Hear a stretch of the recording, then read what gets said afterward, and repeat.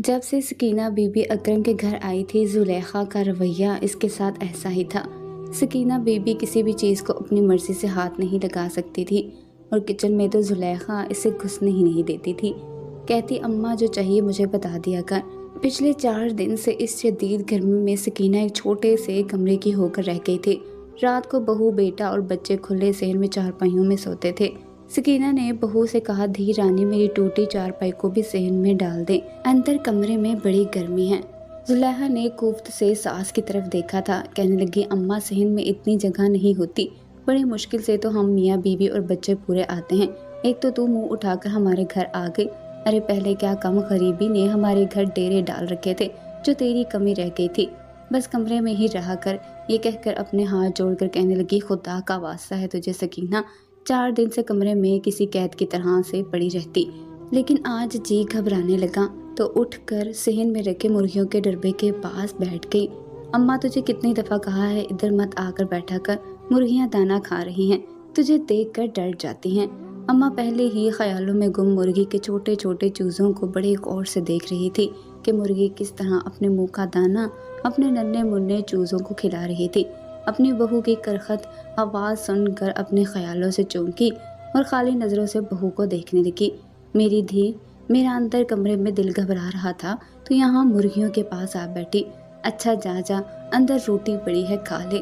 اماں اپنی ٹوٹی چپل پیروں میں ڈالتے ہوئے گھٹنوں پر ہاتھ رکھ کر اٹھی اور لڑکھڑاتے قدموں سے کمرے میں چلی گئی۔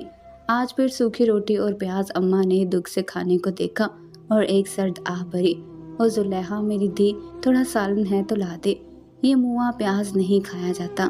زلیخا نے پہلے تو آواز پر کان نہیں دھرے، مگر جب ساس نے سالن کی فرمائش کی تو تن کر سامنے آ کھڑی ہوئی۔ ہاں، تو نے 100 مربے نام کیے ہیں نا اپنے پتر کے جو فرمائش کرتی ہے، آج تیرا پتر کام سے آئے گا تو اس سے کہنا وہ تجھے ککڑ بون کر دے گا۔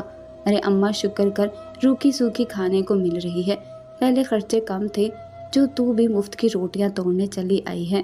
اچھی بھلی رہ رہی تھی اپنے بیٹے شفیق کے گھر، پتہ نہیں دل و دماغ میں وبال اٹھا، بھاگ ہی چلی آئی۔ زلیخا اپنے لفظوں کا رس اماں کے دل میں اتار چکی تھی۔ اماں ماتھے پر بل ڈالے روٹی کے ٹکڑے پانی میں بھگو کر کھانے لگی۔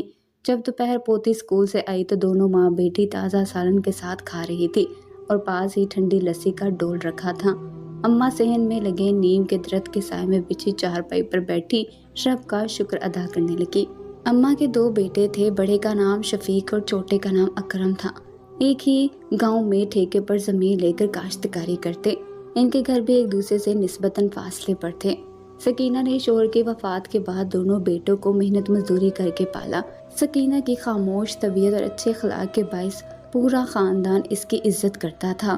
دونوں بیٹے جوان ہوئے تو حسب توفیق ان کی شادیاں کی۔ جب بیویاں گھر آئیں تو بیٹوں نے آنکھیں پھیر لیں، گھریلو حالات کی تنگی کا رونا رونے لگے۔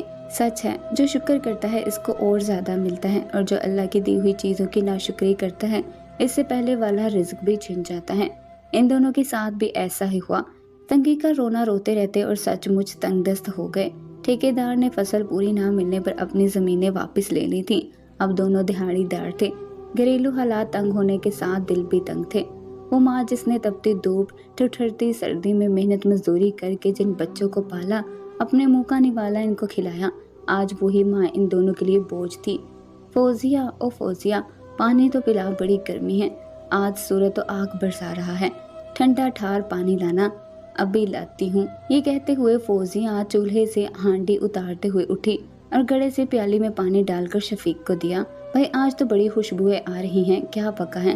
گڈو بڑے دنوں سے گوشت کھانے کی ضد کر رہا تھا، بڑے دنوں کی بچت کر کے گوشت لائی ہوں، ہانڈی پک گئی ہے، گڈو اسکول سے آئے گا تو روٹی پکاؤں گی، رضیہ خوشگوار لہجے میں بولی۔ اسی وقت کھلے دروازے سے اکرم داخل ہوا، اسے دیکھ کر شفیق بولا، آؤ بھائی، تو آج میرے گھر کا راستہ کیسے بھول گیا؟ بڑے دنوں بعد تو نے چکر لگایا ہے، رضیہ لسی لا بھائی طفیل کے لیے۔ شفیق نے فوزیہ کو آواز دی، میں تیری لسی پینے نہیں آیا، تجھ سے 2 ٹوک بات کرنے آیا ہوں۔ میں نے ٹھیکہ لے رکھا ہے اماں کا، جو اسے میں ہی اپنے پاس رکھوں، کھلاؤں پلاؤں، تنگ آ گیا ہوں میں اس کی روز روز کی فرمائشوں سے، کبھی یہ کھانا ہے کبھی وہ کھانا ہے، تیرے گھر میں تو روز گوشت پکتا ہے، تیرے گھر میں رہے گی تو خوش رہے گی، میں بھی بال بچے دار ہوں، تھوڑے خرچے نہیں ہیں میری زلیخا بیچاری دن رات اس کی خدمت کرتی ہے، पर अम्मा इसको हर वक्त कोसने देती रहती हैं। अब तो वो मेरी इकलौती धी के खाने पर भी नज़र रखने लगी है। जुलेखा ने जो जहर अकरम के अंदर डाला था वो ही जहर उगल रहा था। भाई तू कैसी बातें कर रहा है? तू खुद ही अम्मा को ज़बरदस्ती बरादरी के सामने अपने घर लेकर गया था। मैंने तो नहीं निकाला था इनको।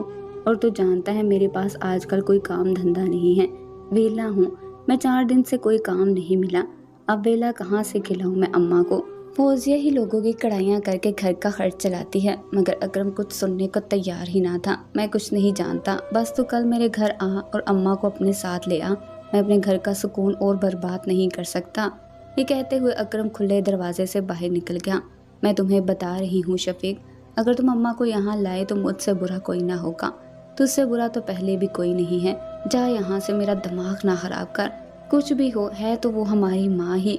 भाई का तो खून सफ़ेद हो गया है, मेरा नहीं। मैं कल जाकर अपनी माँ को ले आऊँगा। चारपाई पर बैठते हुए इसने फैसला सुनाया। फौजिया अपना गुस्सा ज़ोर ज़ोर से बर्तन मांज कर उतारने लगी। अकरम तो गया था शफीक के घर। हाँ भाई गया था, तेरी बात कैसे टाल सकता हूँ। कह आया कि आज आकर अम्मा को ले जाए। अगर ना आया तो? जुलेखा को तशवीश हुई थी। अगर ना आया तो खुद जाकर छोड़ आऊँगा, तू फिक्र ना कर। तू तो बस खुश रहा कर। हाँ अकरम, मैं तो अब बड़ी खुश हूँ। रब ने पूरे 7 साल बाद सुनी है हमारी। हाँ जानता हूँ तू बड़ी खुश है। इधर तो देख मेरी तरफ और हंस के तो दिखा। अकरम तू भी ना। जुलेखा बात अधूरी छोड़कर खिलखिलाकर हंसने लगी। ये हुई ना बात। अकरम, मेरी ख्वाहिश है कि रब मुझे पुत्र दे इस बार। मन्नत का धागा 20 इंची के दरबार पर बांधा है। हाँ मेरा भी तो दिल चाहता है, तू फिक्र ना कर।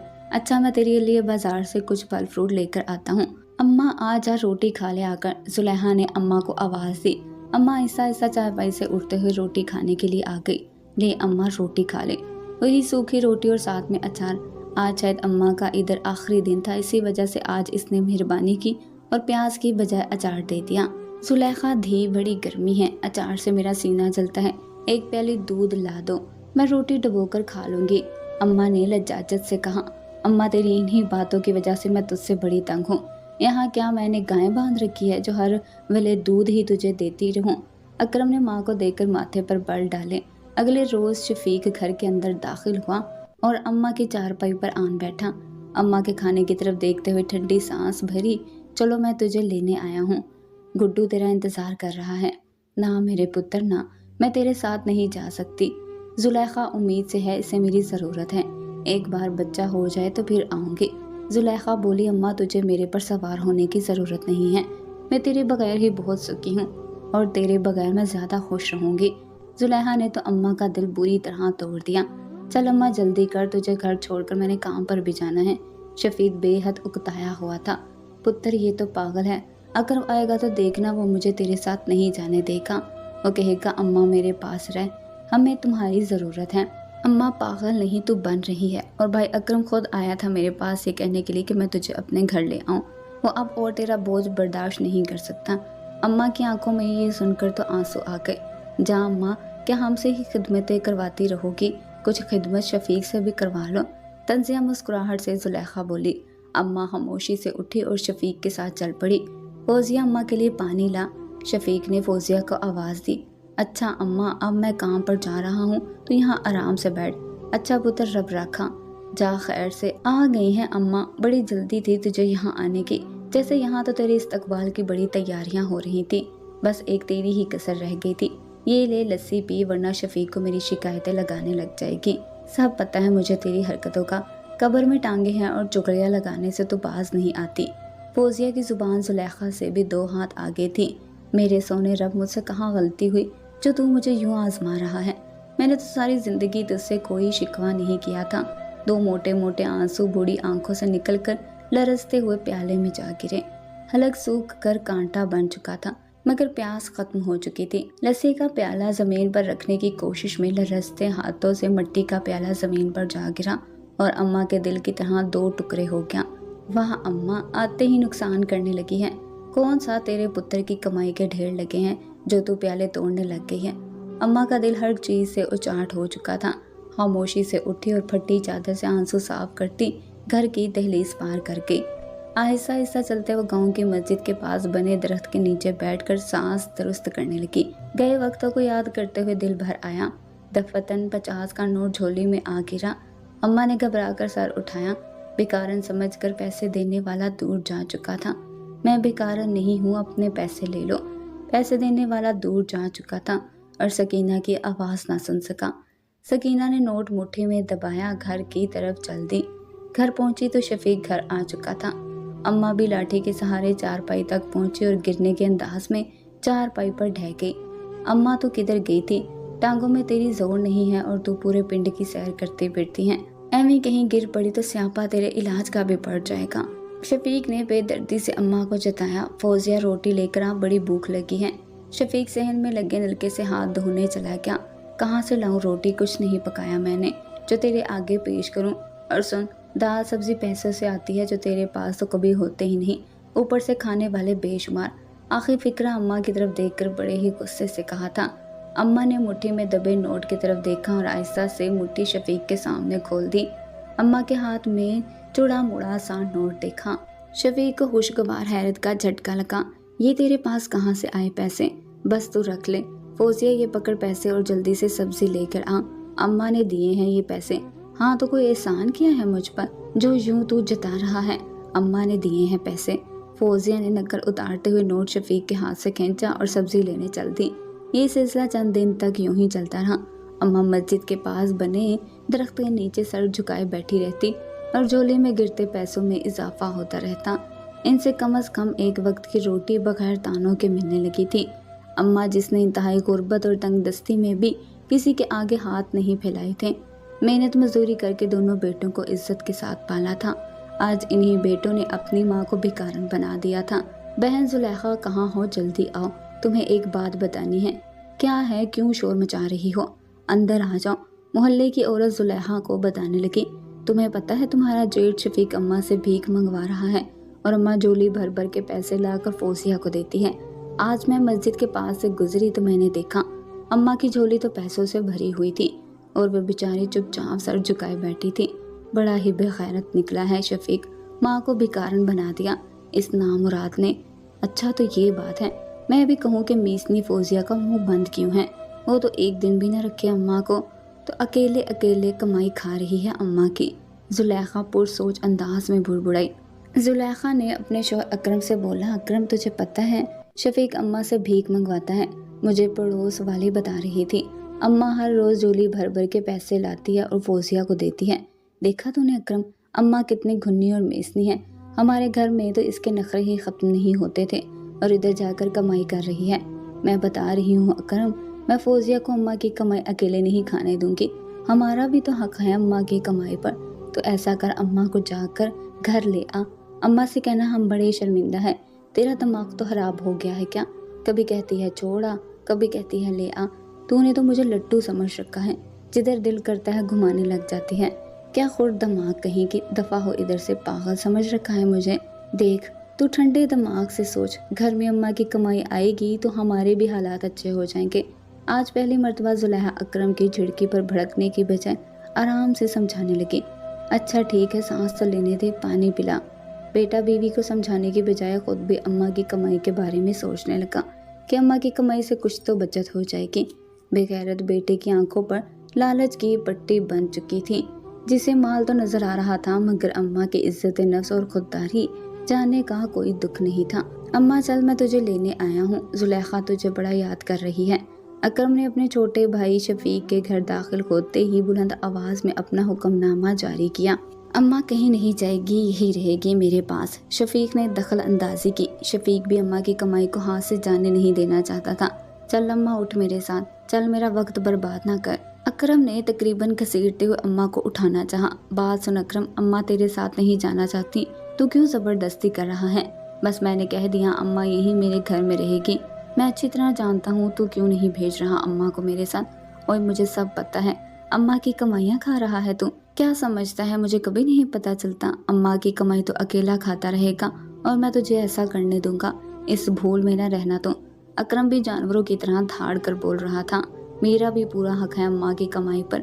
अम्मा तो बेबसी से दोनों बेटों की तरफ देखती रही, जो माँ के लिए नहीं बल्कि माँ की गोद में भीख की सूरत में गिरे चंद सिक्कों के लिए लड़ रहे थे। एक दूसरे के साथ दस्तों गिरे बांध थे। इसी दिल की वीरान जमीन में جو تھوڑی بہت نمی باقی تھی 2 آنسوؤں کی شکل میں آنکھوں سے پھسلی، چوریوں زدہ گالوں پر پھیل گئی اور اماں نے خاموشی سے آنکھیں موند لیں۔ اچانک شفیق کی نظر سکینہ کے بے جان وجود پر پڑی جو ایک جانب لڑک چکا تھا۔ شفیق کی نگاہوں کے تعاقب میں اکرم نے دیکھا تو وہ ساکت کھڑا رہ گیا۔ اماں اماں، شفیق نے بے اختیار اماں کو جھنجھوڑا، مگر بوڑھا وجود دنیا کے جھمیلوں سے آزاد ہو چکا تھا۔ بڑے بیٹے شفیق کے قدم گویا زمین میں گڑ چکے تھے کیونکہ ان کی ماں مر چکی تھی۔ یہ کیا کر دیا ہم نے، بیوی کی باتوں میں آ کر اپنی جنت گنوا دی، رول دیا ہم نے اپنی جنت کو مٹی میں۔ اکرم اپنے بالوں کو مٹھی میں جکڑے وہیں زمین پر گھٹنوں کے بل گر گیا اور پھوٹ پھوٹ کر رونے لگا۔ شفیق دیوانہ وار ماں کے پاؤں چوم رہا تھا، مگر بدبختی ان کا مقدر بن چکی تھی کیونکہ معاف کر دینے والی اب اس دنیا میں نہیں تھی۔ ماں ان کے لیے بے مول وحشت تھی، اب انہیں ساری عمر پچھتاووں کی آگ میں جلنا پڑے گا، اور یقیناً ان کے ساتھ بھی وہی سلوک ہونے والا تھا جو انہوں نے ماں کے ساتھ کیا تھا۔ مکافات عمل شروع ہو چکا تھا۔ ماں تو بہت انمول ہستی ہے، خوش قسمت ہے وہ اولاد جو ماں کی قدر کرتی ہے۔ یہ تو وہ انمول بہشت ہے جو قسمت والوں کے حصے میں آتی ہے، مگر اولاد کو بھی والدین کی قدر اسی وقت آتی ہے جب یا تو وہ اس دنیا میں نہیں رہتے یا جب وہ خود والدین کے رتبے پر فائز ہوتے ہیں۔